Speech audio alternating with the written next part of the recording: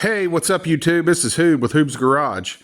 I've trashed another battery on this Corvette here by just letting it sit around and going dead all the time. I seem to wear them out left and right on this car and the Escalade. I leave them hooked up, let them sit for months at a time, and just ruin batteries one after another. So let's pop a new one in here. That's what we're doing today. I believe I got the camera set up the best I can here. This car's not really good for filming. I learned my lesson on that when I made my water pump video. But, yeah, I usually get the Duralast batteries, and I always have really good luck with them. But I ended up getting an EverStart from Walmart. Since I'm just going to end up trashing this battery by letting it sit around plugged in all the time anyway. Or hooked up and never driving it. It's not, the fact that it's hooked up, but I think I'll give this a shot and see what happens. Normally, if it's just $20 or $30 more, I'll go ahead and get the Duralast or something like that. But I've never really checked into Walmart batteries before. This thing was $100 cheaper than what AutoZone wanted. So I don't know. $100 is a lot of money to me. I don't know how you all feel. I don't know how good these EverStarts are, but I also don't really care for $100. So let me go ahead and get this one hooked up here.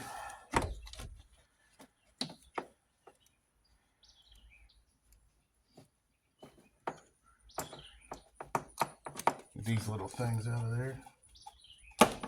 I like to save these in case I'm, working on something one day and I need to block off the battery so I don't accidentally hit it and arc it out.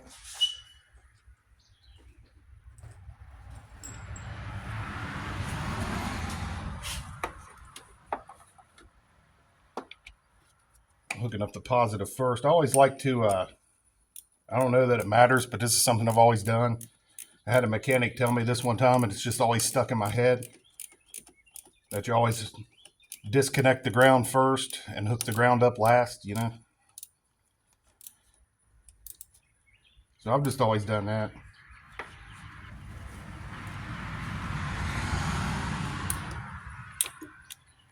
Go ahead and get this one hooked up.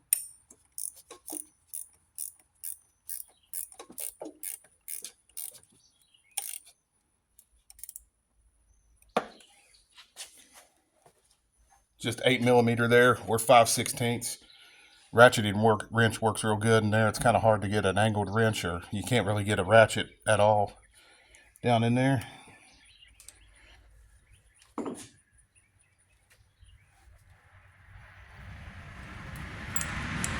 Then you got to pop this little guy in there. Sorry if you keep hearing that swoosh noise in the background. That's traffic going up and down the road.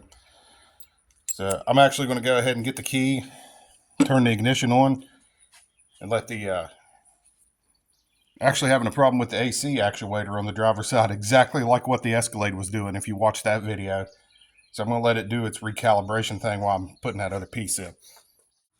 This is the perfect time to do that since you got to let the battery sit unhooked for a minute anyway. So I don't even know if the process is the same on this car as it is on the Escalade. I'll just, taking a gamble. They're both GM junk, so maybe the processes are the same. I don't know. Tighten that thing down. That big bolt, it's a 13mm. It's not the easiest thing to get down in there. You got to have a long extension. You got to kind of get it to pop into place just right.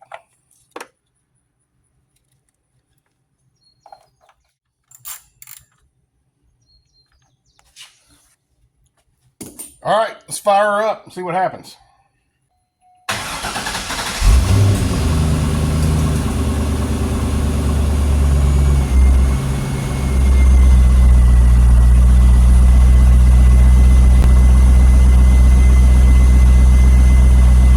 The old EverStart got her fired up there, which, really is the only function that the battery has. So.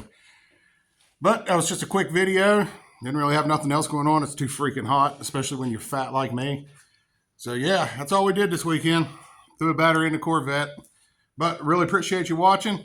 This is Hoob with Hoob's Garage. We'll catch you all in the next one. I really can't believe my fat ass fits in that thing.